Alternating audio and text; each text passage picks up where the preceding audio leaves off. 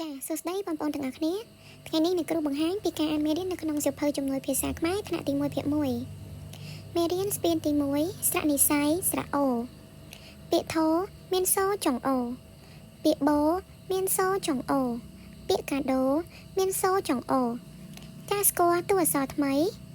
ពាក្យគោមានសចុងអូការវឹកហាត់សរសេរតួអក្សរថ្មី1 2 3 4ស្រៈអូស្រៈអូស្រៈអូ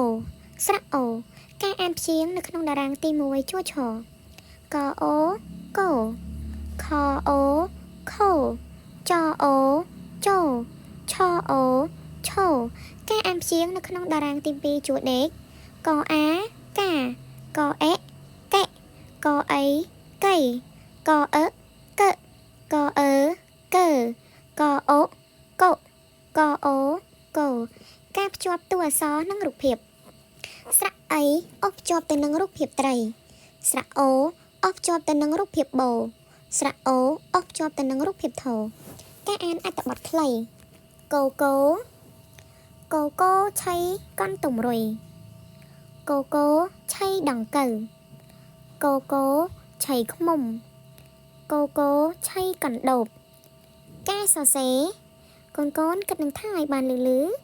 ព្យាង្គកកអូព្យាង្គខខអូព្យាង្គចចអូព្យាង្គឆឆអូ